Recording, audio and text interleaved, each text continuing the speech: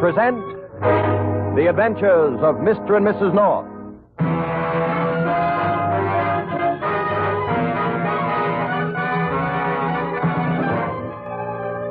Pam and Jerry knew Albie Baker couldn't have committed the murder.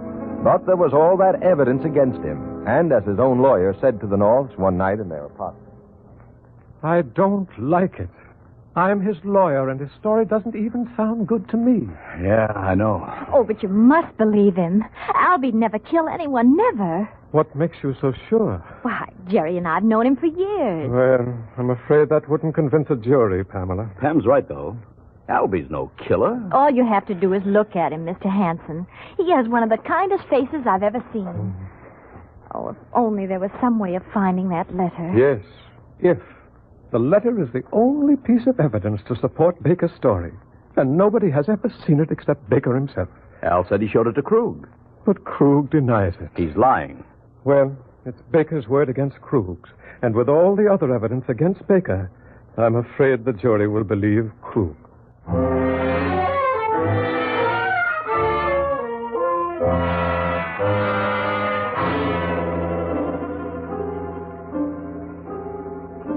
All right, Mr. Baker, just tell the court your story the way you told it to me.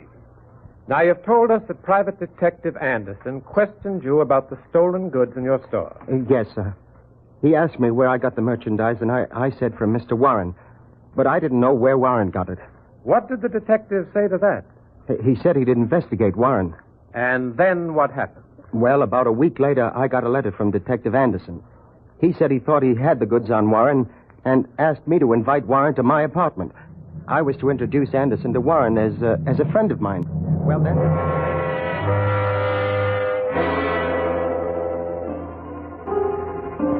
So, Mr. Baker, Detective Anderson wrote you a letter telling you that he wanted to meet Warren in your apartment, did he? Yes, sir. Where is that letter? I don't know. You don't know? I see. Did anyone besides yourself ever see that letter? Yes, I showed it to Wilbur Krug. Why? Well, I wanted his advice. After Anderson was murdered in my apartment, I was in a jam. I thought Wilbur would help me. I showed him the letter and asked him what I should do. What did he do with it? I don't know. He must have destroyed it. Did you see him destroy it? No, sir.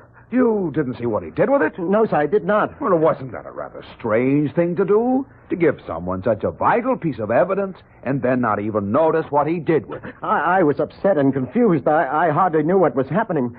Besides, I thought he was my friend. I didn't think there was anything...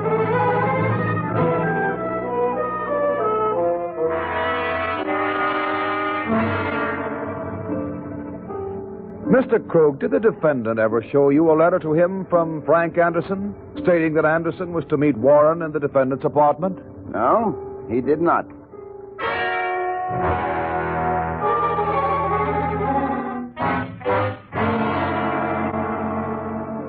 Ladies and gentlemen of the jury, this case is very simple. Stolen merchandise was found in the store of the defendant. This is a fact. A man investigating the stolen goods was murdered in the defendant's apartment. This is a fact. Against these facts, we have only the defendant's word and the letter he claims the dead man Anderson wrote him. Very well, where is that letter? Did anyone but the defendant ever see that letter? No. And why? For the very simple reason that there is no such letter. There never was such a letter. Frank Anderson didn't go to Baker's apartment to see Warren. He went there to see Baker. And it was Baker who killed him.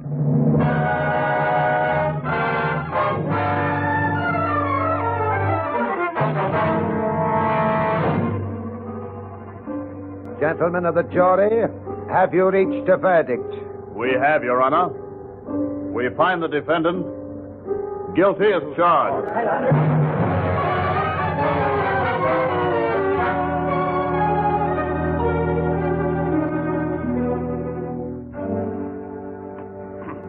Jerry, I'm just sick. Think of it. Albie Baker convicted of murder. Yeah. Such a nice little fellow. If only there was something we could do. Oh, darling, I don't feel like seeing anyone. Well, I'll go send whoever it is away. Ah, Mr. North. Oh, hello, Mr. Krug. May I come in? I have something to tell you. You mean you're ready to tell the truth about that letter? More. I'm ready to produce it. What? Yes. Oh, don't think I've enjoyed playing the part I did. I despise myself. But I'm really a very weak character, and in my own way, I have to look out for myself. Every man for himself in this dog-eat-dog world, I always say. Skunk would be more like it. But come on in if you really have something to offer. Oh, thank you. Don't be too harsh in judging me. I'm prepared to undo the wrong I've done. Good. But for a price.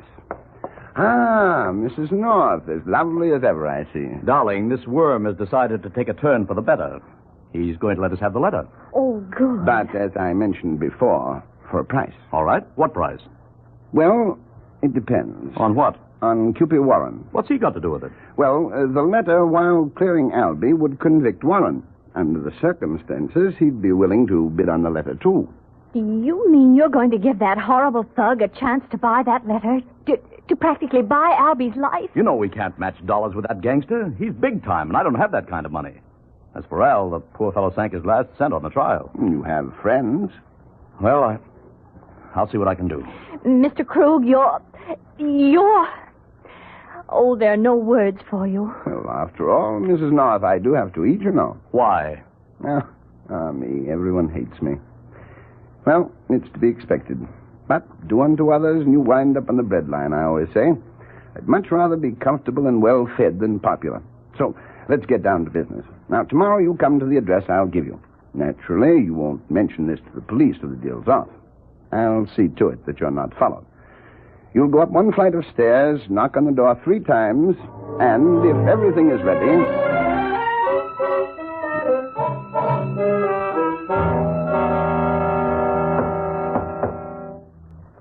Ah, Mr. and Mrs. North. I've been waiting. Come in.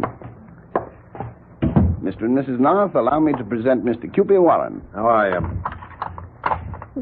Why are you locking the door? So we won't be disturbed. Well, now let's get started, shall we? Come over to the table and sit down. All right. All right, Bright Eyes, where's that letter? In time, Mr. Warren, in time. I ain't got time, and I ain't bidding till I see what I'm bidding on. Very well. Just a moment, and I'll get it. North, if you and your missus are smart, you're going to keep your mouth shut when I start bidding. Unfortunately, we're not very smart. Well, don't say I didn't warn you. If you wake up in the morgue some morning, you'll know why. All right, folks, here we are. The one and only genuine Frank Anderson letter to Albie Baker. Let's see that. Mr. Warren, mustn't touch. Give me that letter. Oh, a gun? Yeah. Now hand over that letter. Oh, thank you, Mr. North. You hit him with that chair just in time. And now I have the gun. I was very foolish. I should have seen to it that he was disarmed before he came in here. Get up, Cupid. You're all right. Oh, I'll get you for this, North. Well, folks, shall we start the bidding? Yes, let's get it over with. Very well. What am I bid for this 100% foolproof perfect alibi for Albie Baker? I'll give you $1,000. I beg your pardon. You heard me. $1,000, he says. $1,000. Don't you realize your life hangs on this piece of paper, Mr. Warren? Is that all your life is worth to you, a measly $1,000? His life isn't worth a measly 20 cents. I'll bid $2,000. But, Mr. North, Albie Baker's life also depends on this paper. Is $2,000 all you bid for your very dear friend? He was supposed to be your very dear friend, too, remember?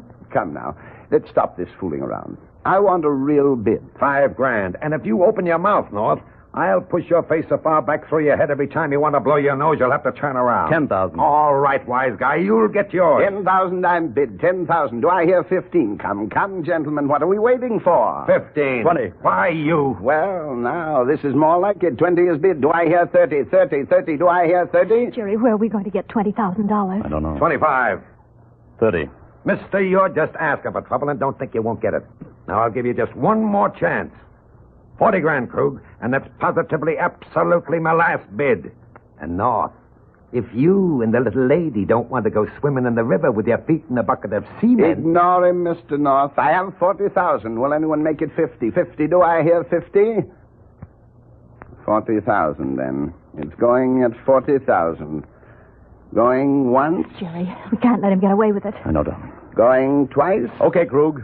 I'll make it 50. All right, brother, if that's the way you want to play. 50,000. Do I hear 60? You don't hear nothing. Let him take it. Okay.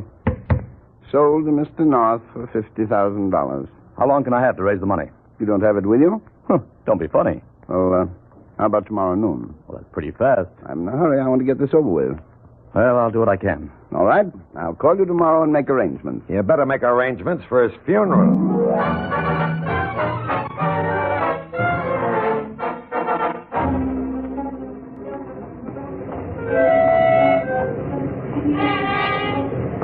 Gollies, Jerry, how'll we ever get that money?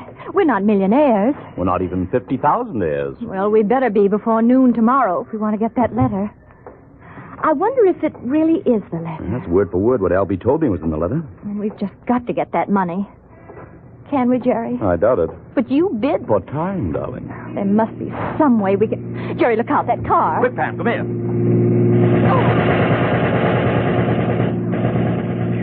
Oh, Jerry, you pulled me in at this doorway just in time. Yeah, it seems Cupid's losing no time keeping his promise. Jerry, car's stopping in the next block. It's turning around. Come on, I don't feel like playing target for that thug with a machine gun anymore. Where are we going? There's a taxi across the street. Oh, here we are. Quick, get in. Driver, start going. I don't care where, only make it fast. Jerry, they're coming. Hurry, driver. Oh, golly. They're still coming. Driver, turn again at the next corner. See if you can get away from that car that's following us. Good. Now, if you can shake them, you can name your own tip. But if you can't, Let's not even think about that, Jerry. After all, I don't have a thing to wear to my funeral.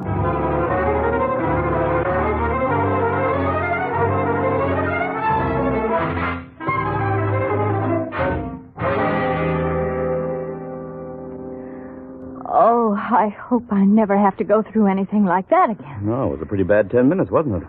If our driver hadn't cut through that alley, we never would have shaken them.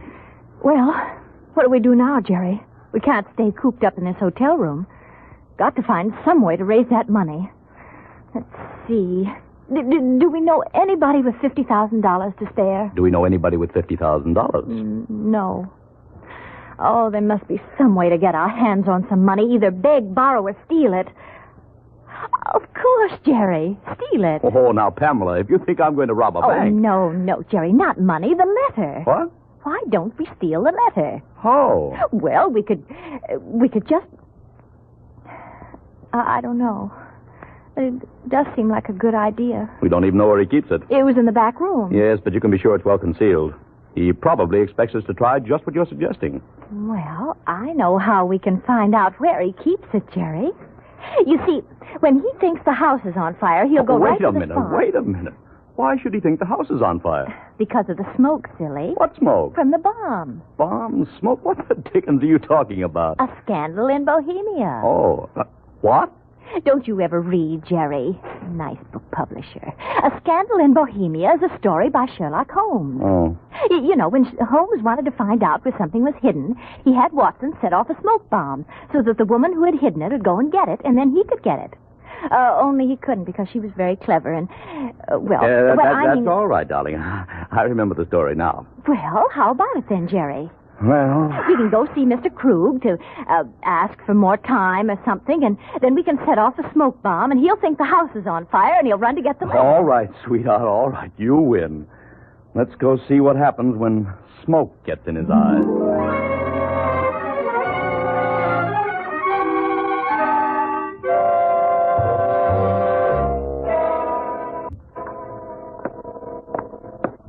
Now, you know just what to do, don't you, Pam? Yes. Good. Just watch for my signal. Uh-huh. Now, here's Krug's apartment. We've got to be ready to work fast. Gollies, I hope it goes all right. Cupid! Oh! Yeah. You didn't expect to find me here, did you? But I thought me and the boys ought to drop over and pay Krug a visit. And now you come to the party, too. Well, that's just swell. Come in. Well, I think we'd better... we were just leaving. I said come in. That's right. Look, boys, we got company. Okay, Butch, lock the door.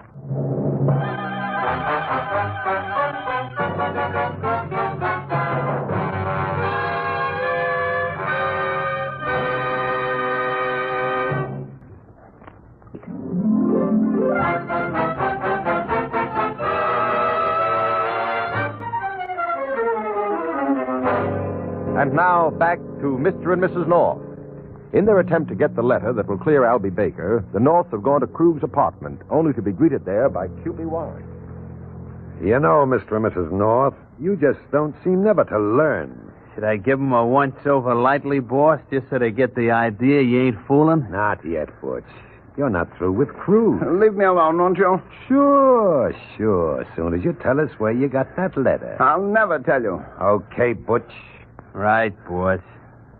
Now, Krug, this is gonna hurt you more than it does me. No, brute. That was nothing, Mrs. North. Butch is just getting warmed up. You gonna talk, mister? Okay, how do you like this? No. And this? No, stop it. I'll tell you.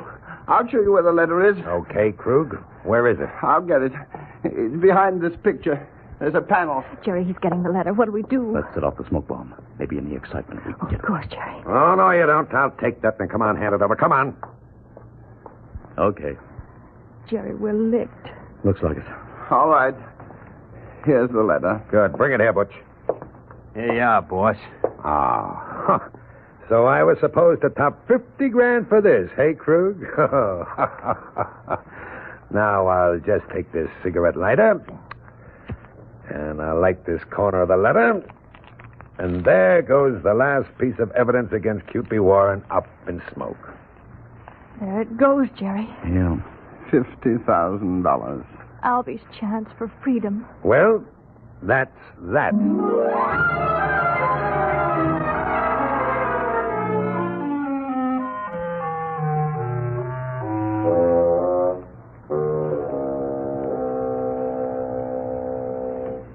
We failed, Jerry. Yeah, we certainly did.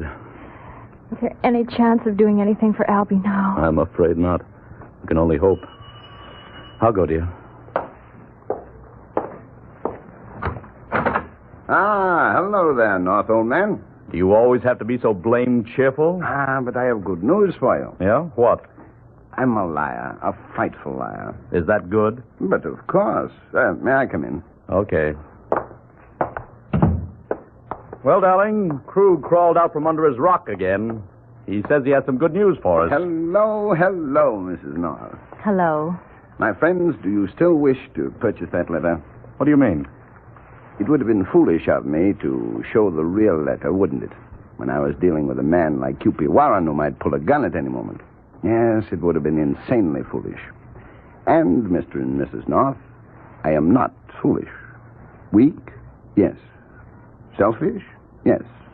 But, Do you mean that letter Krug burned was not the original? exactly, Mr. North.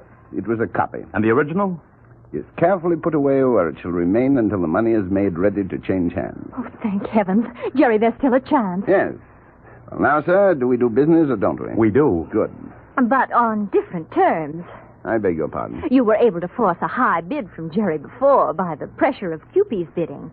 But since you can't deal with Cupid anymore... Why can't I deal with him? Because you tricked him. So he'd never trust you again.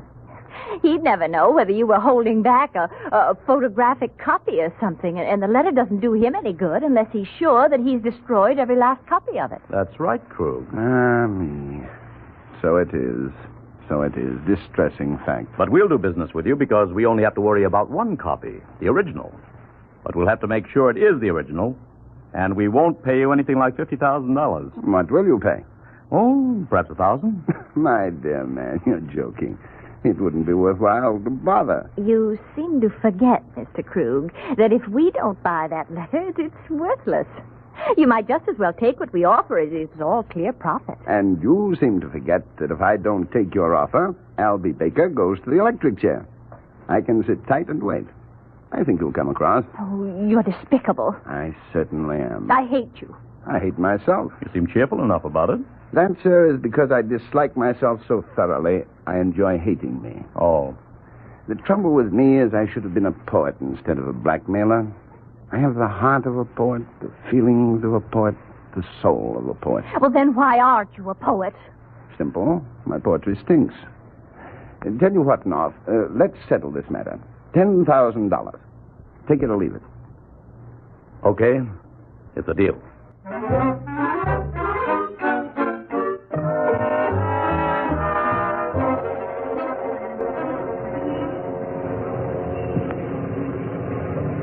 Jerry, do we just stand here on the corner until he shows up? Uh-huh. Now that he's ready to show the original letter, he's being extra cautious. He's not telling us any address. Afraid we might send the police there. I only hope this time it is the original. Well, I got some samples of Anderson's handwriting. We'll compare them with the letter. I'm not giving up $10,000 for any phony. I have too much trouble raising it. How will we ever pay it back, Jerry? It won't be easy. 15, 7, $1, make it $1. That's easier. How many weeks are there in a year, Jerry? 52. Why? I'm trying to figure out how much we could save if you give up smoking. Oh, I'm afraid it's not very much. It's too bad I don't smoke. Then I could give it up, too, and we'd save twice as much. Oh, we'll manage somehow, Pam. But it won't be easy. You know, Jerry, people shouldn't be allowed to blackmail anyone except very rich people. I think that's Krug coming now. Hello, Mr. and Mrs. North. Get in, please. Okay. Go ahead, Pam. All right. There we are. Now we'll just drive around for a while. Oh, the OPA's not going to like that. But I have to make sure we're not being followed. Better to be cautious than sorry, I always say. When I'm satisfied no one is following, I'll take you to a room I've rented just for this little meeting.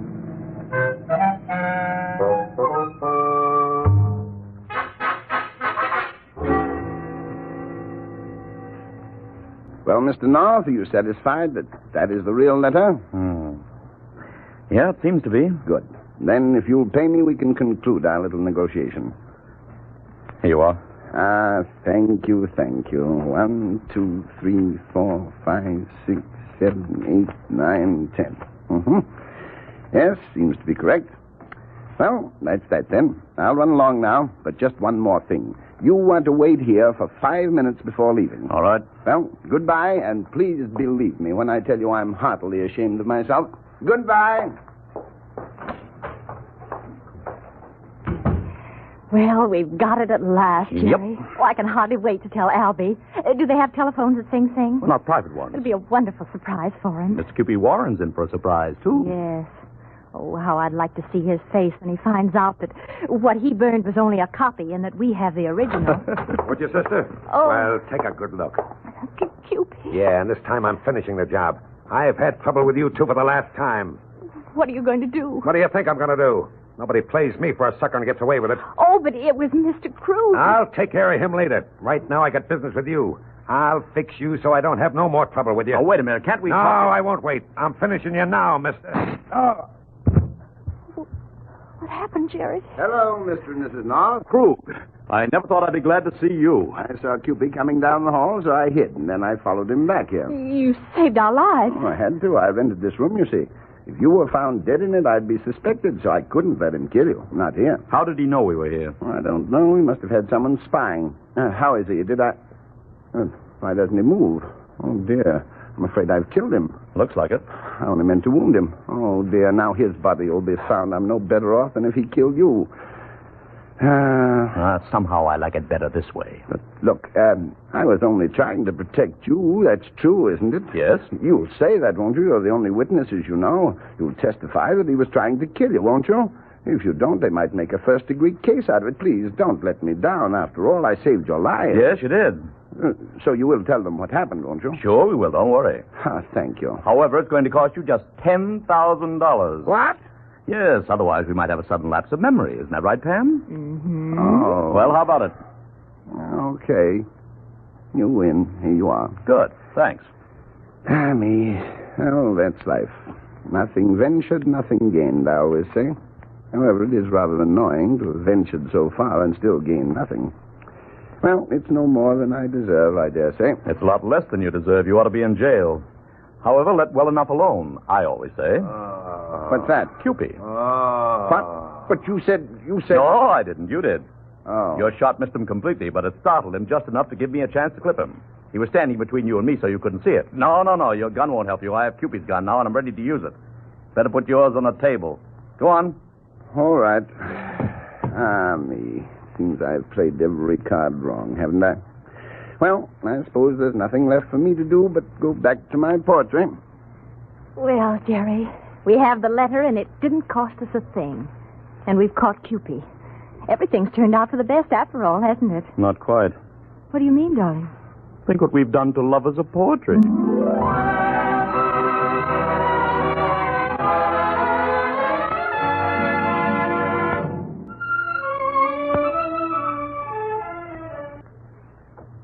Tune in again next week at this same time for another adventure of Mr. and Mrs. North, starring Alice Frost and Joseph Curtin. For thrills and laughs, be sure to listen, won't you? This is Ben Grauer saying good night.